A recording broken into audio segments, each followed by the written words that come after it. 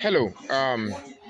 There is a type of character I begin to see people are attributing to God, and I don't know the type of God Nigerians are worshiping. I don't know the type of God they call onto, but my type of God is a just God. My type of God is a God of impartiality. My type of God is a God of equity. My type of God is a God that fights for the weak and the distressed.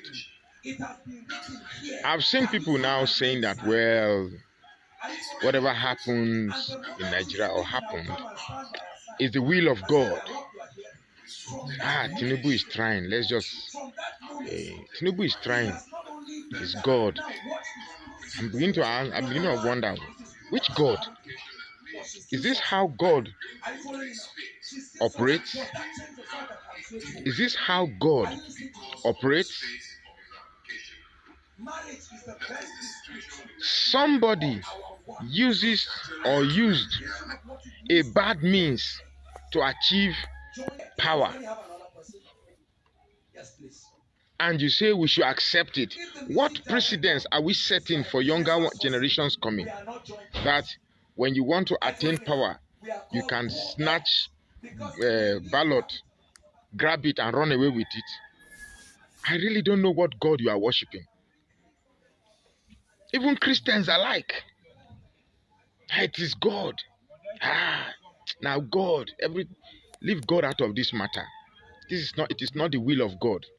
Tinubu is not the will of God for Nigeria. Never.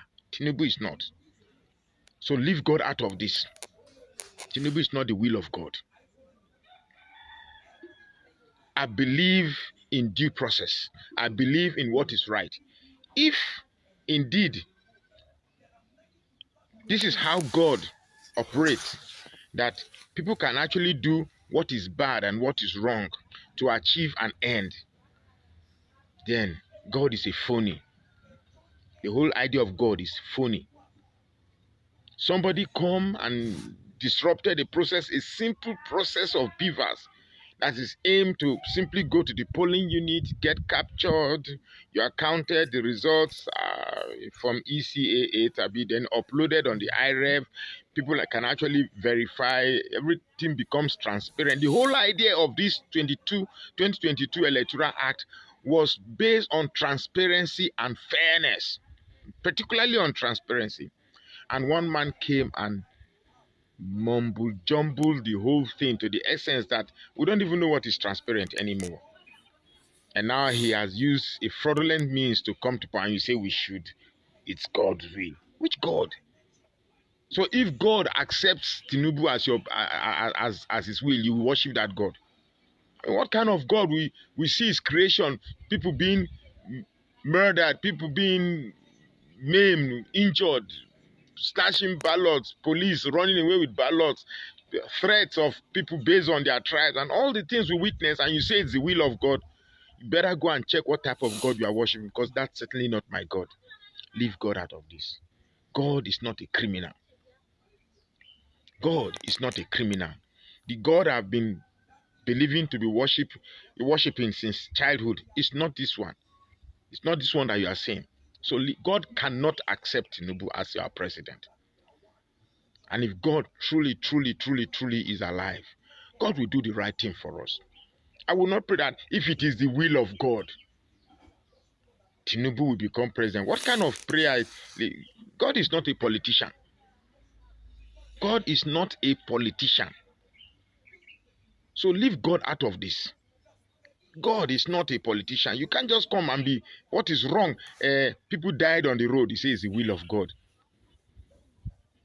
Somebody went to hang himself, grab an electric cable and dies. It's the will of God.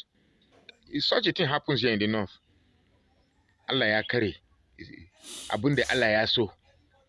A driver gets drunk and drives carelessly and causes accidents with people dying people laying dead on the road. It's the will of God. You cannot attribute your mistakes and your excesses and your failures and say it's the will of God. God is not a God of failure. God is not a God of planlessness. God is not a God of carelessness. Our God is not a God of all these anomalies that you attribute to him. Our God is a God of perfection. If God allows this thing to happen, it's because he's waiting for man to learn from his own mistakes. What strengthens life and resolve is learning from mistakes. If God allows these things to happen, it's not because it is his ways, because he wants us to learn from our mistakes. There are things that God has left perfectly for our control, and that is the will, our will to do something. It has nothing to do with God.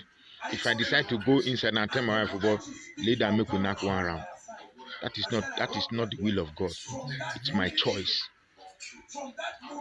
It has nothing to do with God if I decide to go into my room now and switch off the light or switch on the light or open my fridge, take a bottle of water, because it's a program. So in that program, we have choices. God gave us choices, because if there were no choices, there wouldn't be sin. If there were no choices, everything we do would be God's. If there were no choices for man, then there wouldn't be sin at all. So God gave us the ability to make choices, and we are responsible for our choices. We went into an election. God immediately we decided, okay, this is the way we are going to choose our leaders, through lots. The election we are talking about, it's simple lots, and whatever choices we make, if the choices is good, it's our responsibility. If the choices are bad, it's our responsibility. God has no business in doing that. God gave you land. God gave you air. God gave you food. God gave you the ability to till the soil and plant and eat. God gave you the brain to manage. God gave you a time lapse to live. For every time there is a season. God gave you seasons. So what we do with all these things has nothing to do with blaming God for it. God gave you an atmosphere, a playing field. What you play on that field is entirely your responsibility. So we have chosen, some people have chosen a bad leader for us. So it's not God's will. It's not God's will.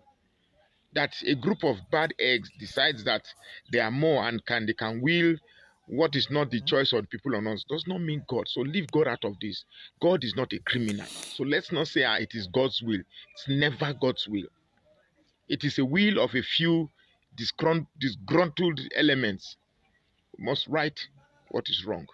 Peter Obi is coming. Please, if you like this video, follow this page and share this post now.